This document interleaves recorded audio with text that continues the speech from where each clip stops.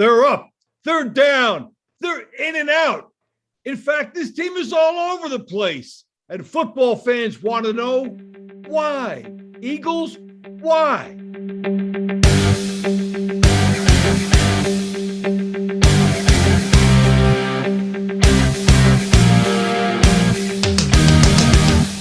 Hi, everybody. Welcome to Why Eagles Why. Dave Bontempo, Pete Amato, and our friend Katie Kohler with you.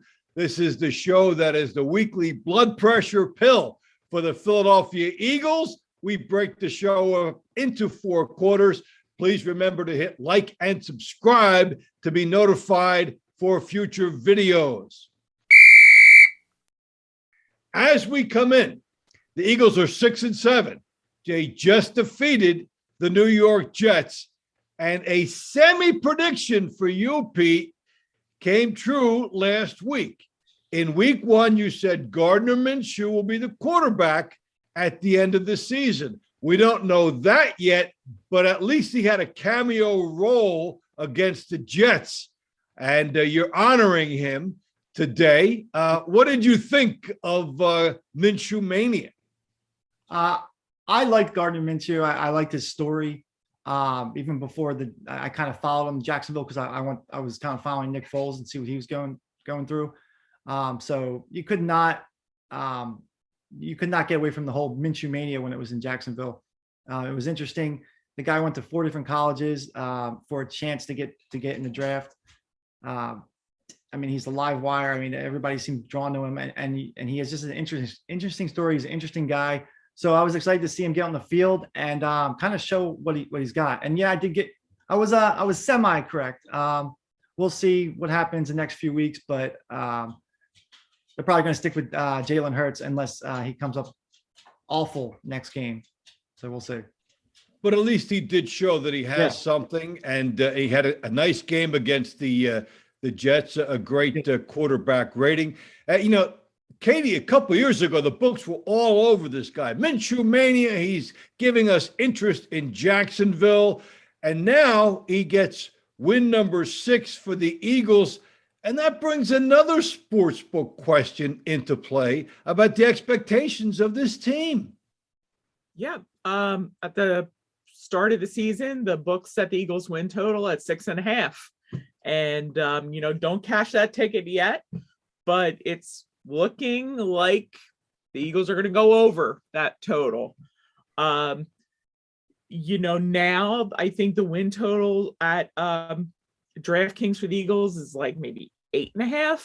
So I think like Eagles fans and Eagles bettors need to ask themselves, like, did this team reach your expectations? Because the expectations were 6.5 wins. To me, I think that we're always really hard on the Eagles, but we love our backup quarterbacks because clearly Pete is in full cosplay mode and is dressing up as one. But in general, we're really hard on the team. But, looking at it, I think a lot of people going into the season were like, this is a 6 or 7 win team. And we're right there.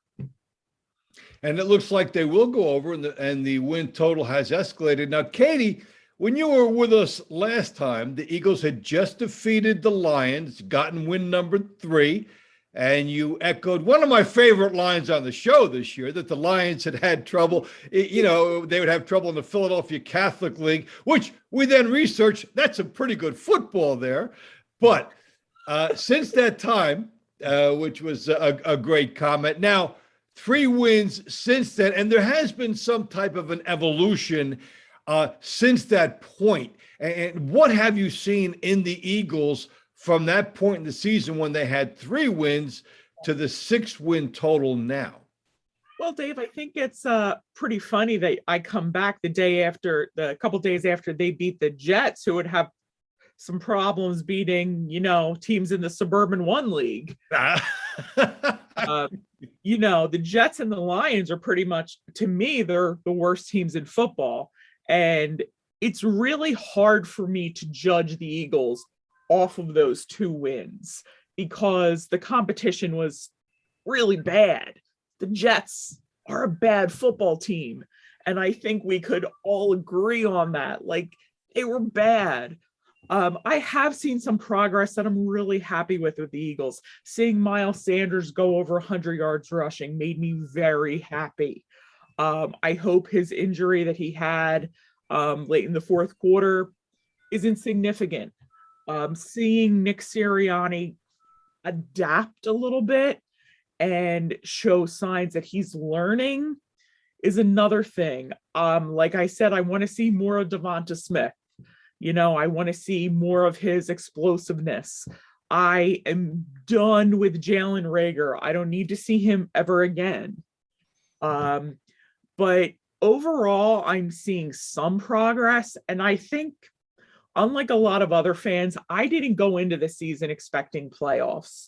I do think this team is in a rebuilding mode. And, right now, I think the last couple games against divisional opponents is really going to say a lot.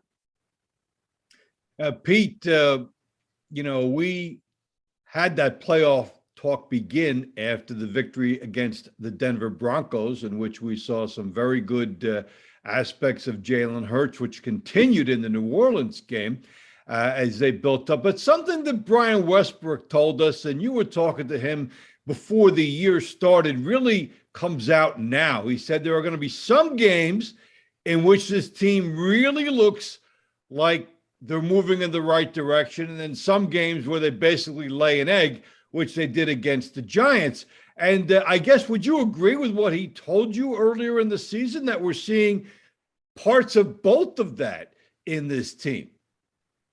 Yeah, I agree. It's growing pains for a lot of the young players, growing pains for a young coaching staff, growing pains for a young quarterback. Jalen Hurts looked night and day from the Denver game to last week's game against the Giants, but it's just they're a young team, so I think they're going to go through those ups and downs all year. And then you kind of throw a wrench in everything when Minshew does come in. But I think it's good for Jalen Hurts to kind of sit back and watch how Minshew commanded the offense. One thing Minshew did really good that I noticed, he was playing a bad Jets team, but one thing he did, his pre-snap reads were really good. Like that Quez Watkins 22-yard pass, it was a third and 19 or something, or 3rd and 12. That wasn't originally supposed to go to him. You saw him read that the linebacker was on him, and he was going to be wide open, and he pre-snap read, and that was a big play in the game. So maybe Jalen Hurts will kind of get a chance to sit back and watch a lot of things he maybe doesn't do great that Minshew does do better. So I think it's obviously I think Jalen Hurts is going to be the starter. I think he should be the starter. I'm having fun with it, but I think if he's healthy, he should be the starter, and until he shows he shouldn't be.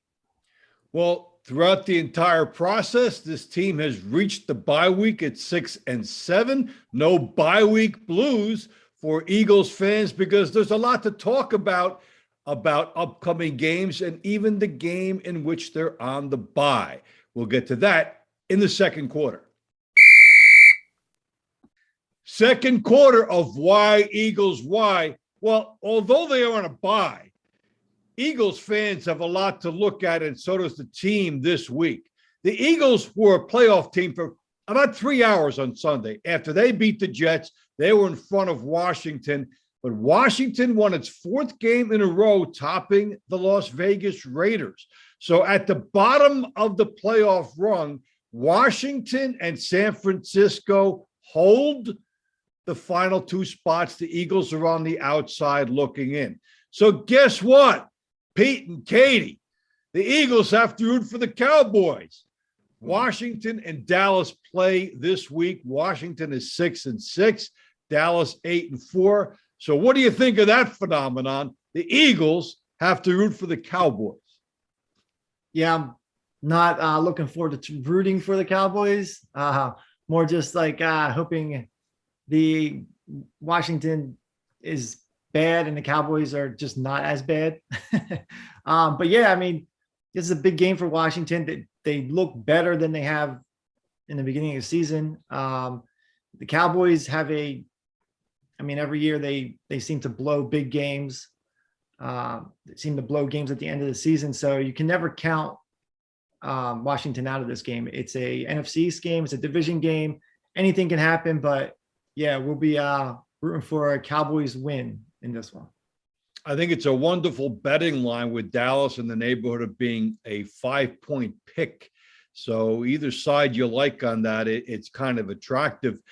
Katie, Washington with 4 wins in a row. Taylor Heineke, that is their work in progress. We saw him last year against Tampa Bay in the playoffs. He did well enough to be their starter this year.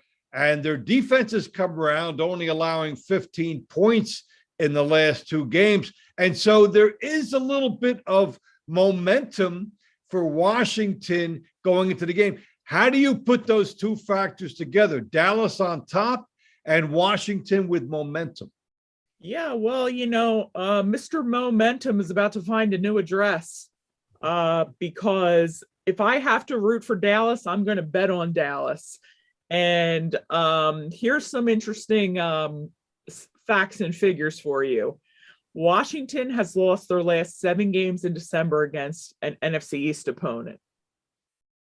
Very nice. Also, and this is another tidbit I enjoyed, the Cowboys have covered the spread in each of their last 7 games against NFC opponents. So if I have to root for Dallas, which pains me, but if it's going to help the Eagles' playoff hopes, I'm going to do it. I'm going to have some money on the Cowboys. And I think that they are going to win and cover. That's a fascinating statistic to share. And it also shows that if you're going to root for Dallas, they're going to have to pay you to root for Dallas because you're going to put some money down on the game. And, Dallas, having beaten New Orleans 27-17 in the last outing, not looking dominant like they had early in the year, the game going into Washington. So there are all types of ramifications in this game, guys, because if Washington wins, Washington brings a 1-game lead over Philadelphia into the December 19th game. The Eagles' next game is against Washington. If Washington loses, it's like the beginning of a horse race. They're both 6-7. So that's a tremendous swing game. And the Eagles aren't even playing this week, but there's a lot to tie around that game. No, definitely. And it's something like, I hate to say it because, being an Eagles fan, but Dallas is good. And I just think they're going to handle Washington. I think the Eagles should beat Washington. It's not a game that I think we should be worried about. But, again, their defense does worry me a little bit. But I hope Dallas not only beats them, but beats them up next week, which is so that they don't come into Philadelphia rested. Okay. Yeah, which is kind of like the opposite of the bye. I saw a lot of Eagles players, limp off the field against the Jets. I hope the bye week is restorative for the Eagles, and I hope Washington gets pounded. And actually, it is the one game, believe it or not, Pete, that Dallas does need, because Dallas is 8-4, only 2 games ahead of Washington, but has to play them twice. So Dallas actually needs to beat Washington at least once in this time period. So they can't be on cruise control. Dallas goes into Washington and actually needs to have the game. So if you're an Eagles fan and better, you at least like that angle coming into the game. Yeah, I think you do. But also, I feel like the games the Cowboys need to win in the last 10 years, they've always found a way to lose. They've always been kind of an overconfident team, a cocky team. They've always seemingly had talent on their team, especially in the wide receivers, the offensive line, and they just, ever since Romo, they just haven't been able to really come up with a win in the big game. And right now, this is their big game. And so we'll see if history repeats itself or if they can actually do a solid for the Eagles. All right. In other key games, the San Francisco 49ers, who booted one away against the Seattle Seahawks last week, will visit the Cincinnati Bengals, and keep an eye on the pinky of Joe Burrow. It was injured, the Bengals quarterback, last week. He will not be able to get as much deep strength on the ball. Let's see if that's a factor in the game. The Eagles there are rooting for the Cincinnati Bengals. And then on Thursday night, the Pittsburgh Steelers visit the Minnesota Vikings. The Eagles are just ahead of the Vikings, and so they will be Pittsburgh Steelers fans on Thursday night. What about the Eagles and the rest of the season and the NFC East? We'll take another look at that in the third quarter. Third quarter of Why Eagles Why. Eagles fans are in the bye week and projecting the rest of the season for this team. And there are 4 games left for the Eagles. 2 against the Washington football team, 1 against the New York Giants, 1 against the Dallas Cowboys, 3 out of the 4 at home, and the home stretch matters. Pete, give you a first word on this. How do you figure the Eagles come out of those 4 games? 2 weeks ago, I said there would be 3-3, but even after the Giants loss, I think I might change my tune a little bit just because of how dominant the offensive line has been. I think the games are won on the line. And if Miles Sanders stays healthy, I think, he was banged up, of course, after the Jets game, but we do have an extra week to rest him. So I think if the team comes in healthy, I think they beat Washington at home. I think they lose to Washington away. I think they beat the Giants, and it all comes down to that Dallas game. I think Dallas are going to have it locked up. I think they're going to put their B team in there. So I think the Eagles should go 3-1 for the rest of these games. All right. And who would those Cowboys put up? Would it be Ben DiNucci? Who knows who it would be? Could the Eagles beat them? Katie, how do you see the Eagles over the last 4 games? I'm really not I'm not blown away. So I'm just gonna say 2-2. To me, they really haven't had a win that gets me super excited. Like beating the Jets and the Lions doesn't get me yeah, this team's playoff bound. I don't know. I just really don't see them, winning out. I don't know how I see them getting to the end of the season. It always seems like the Eagles are going to have an injury, and I'm just not optimistic. Sorry. In the past, they have played some pretty good December football. They will need all of that throughout this stretch. A couple weeks ago, I thought they would go 4-2 down the stretch. Stubbed my toe early with the Giants beating the Eagles. So now, hey, I'll stick with it because that's what I said, but they would have to win 3 of the 4, and your 2 might be in the ballpark. And we'll take a look, especially to see if that game against the 49ers in the second week of the season bites them at the end of the year in tiebreaker situations. Right now, San Francisco is ahead of them, but they have to play well enough to make that relevant. But at least right now, it's interesting heading into the home stretch of the season that the Eagles actually are part of the P-word playoffs. And they were actually a playoff team for those 3 hours last week. We'll take another look at the team in a new area in the fourth quarter. Fourth quarter of Why Eagles Why. Eagles coming off that victory over the New York Jets, and they found that their backup quarterback, Gardner Minshew, was able to step up when necessary, and that kind of justifies why they brought him in. They didn't know it would be for this game, Pete, but he was there, and you're certainly very happy about what he did. So how do you evaluate Minshew? How do you evaluate their quarterback situation for the last 4 weeks?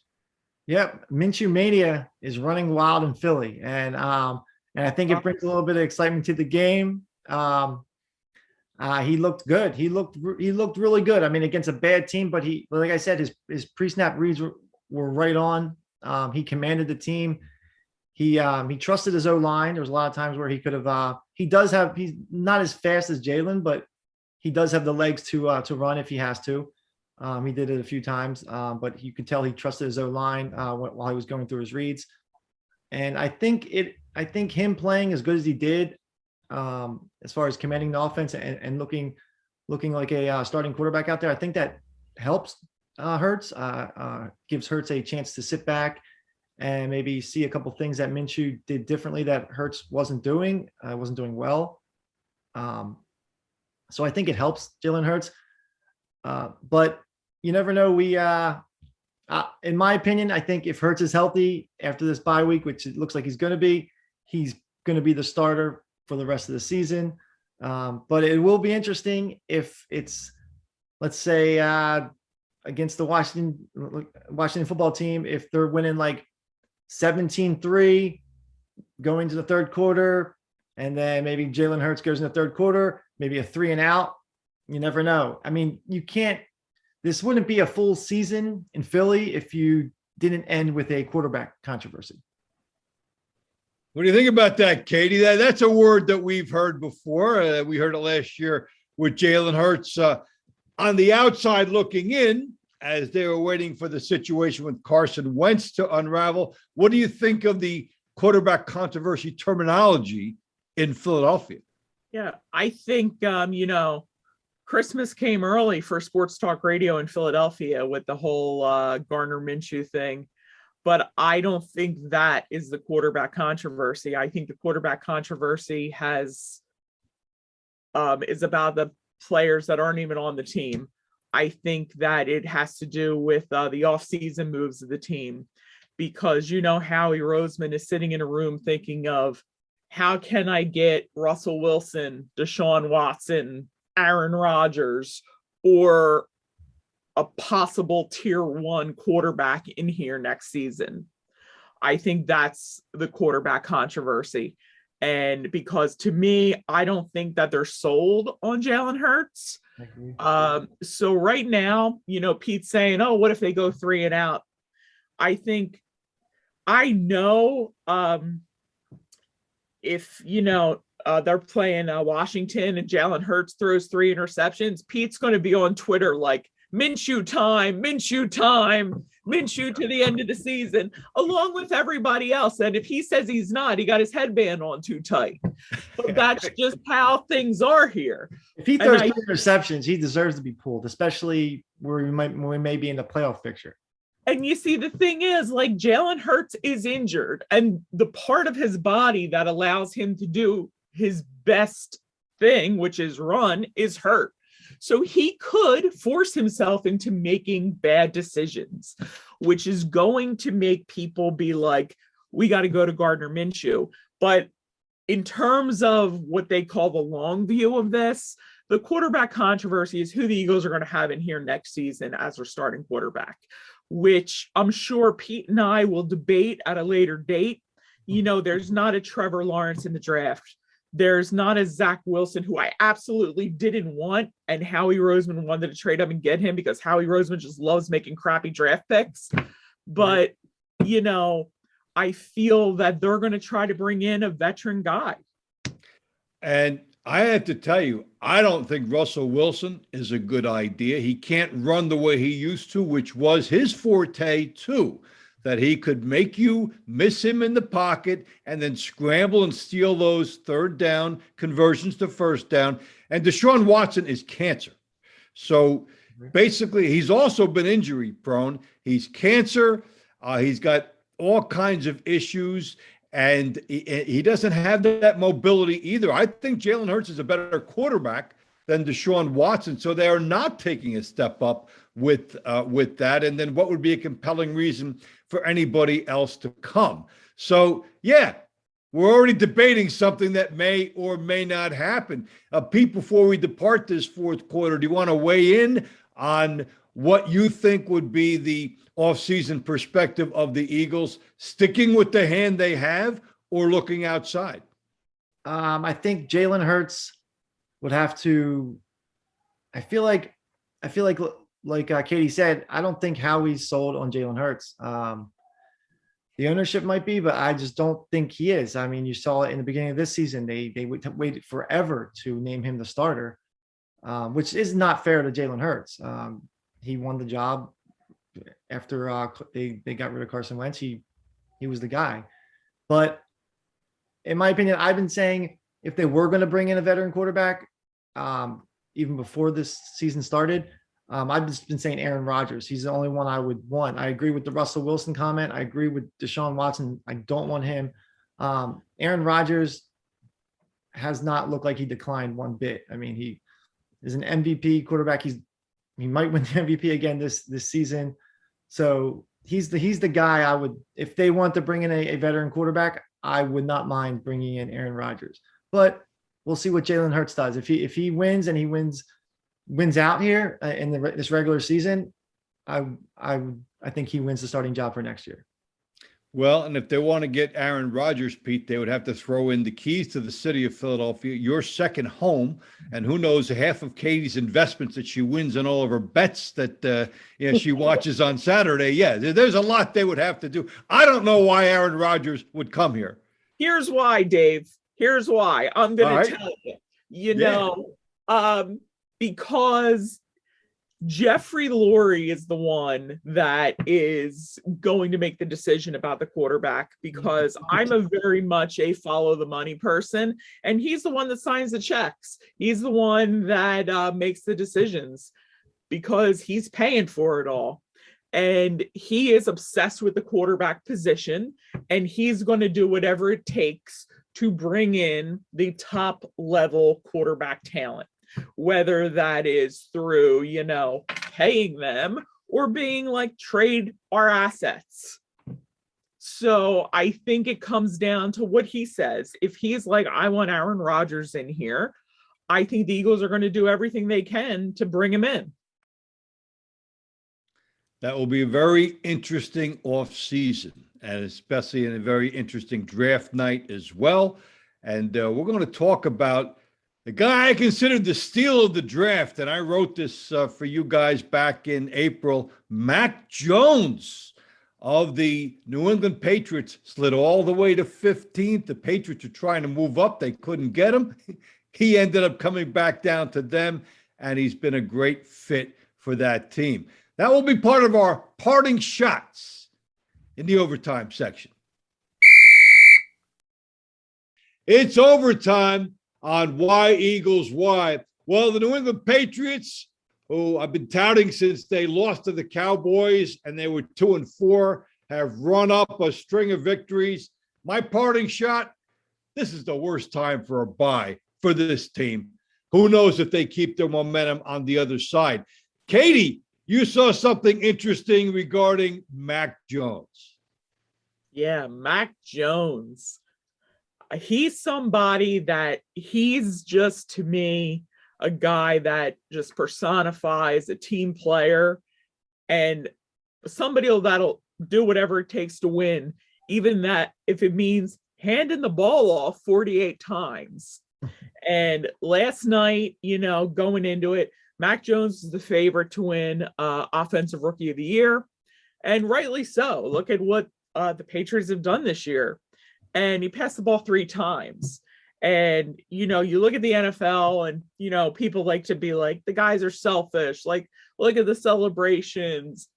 Mac Jones just has a joy about him playing the game. And, when you're working with the master, Belichick, who I do hate because he cheated the Eagles out of a Super Bowl, they put on a clinic last night. They did. And watching that, if you had any doubt that the Patriots were going to go in there and just, it was clinical. And it was kind of like a little scary because you're like, they're really doing this. Did the Army-Navy game come early? You're really going to run yes, the ball? The big, right, and right. He did. He followed the game plan. He didn't get up to the line of scrimmage and be like, oh, I want to take a shot. He followed exactly what he was supposed to do, and wasn't like, I'm gonna get mine. That to me, and I know people have been debating for years, like, oh, is Tom Brady a system quarterback? I mean, to me, who cares? As long as you win. I'm sure Patriots fans this morning, unless you had the Mac Jones over props, don't care because you won. They play the clock. They play the field conditions, which was the wind.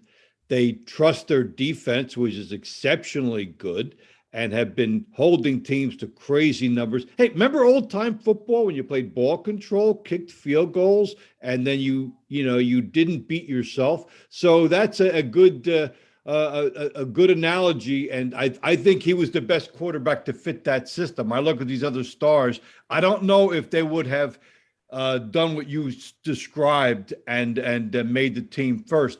Now, Pete, you've been hot with your picks all week. We got the drum roll for Pete's picks, and you stay within the NFC East this week. What is your pick? First, I want to give you, Dave, some credit because we're talking about the Patriots. Even when everybody was down on the Patriots, you were like, this team's good. This team's good. You're going to watch out for them. And now look at them. They're a late playoff, maybe a Super Bowl contender. But I'm not going to give Belichick any props because he ran a high school offense yesterday. Let's just run the ball until the clock strikes zero. So, I'm not really impressed with that. But on Pete's picks, I'm going to go with the Cowboys. I'm going to pick the Cowboys this week. DraftKings -3.5 right now. It went down to 3.5. I'm kind of surprised, but we'll see. So I'm going to go with the Cowboys over the Washington football team. Well, that game opened at 5, and those Washington bettors jumped all over it. And we saw a good move, a line early in the week of 1.5. And that kind of shows you how much excitement is surrounding that game and why we can't wait to watch it, because we also have some skin, financial and emotional skin, in that game. Well, it's always a delight. Thanks to be with you, Pete, and always great to see you, KDK. For Great Pete and for KDK Kohler, this is Dave Bontempo saying thanks for joining us, and we'll catch you next time on Why Eagles Why.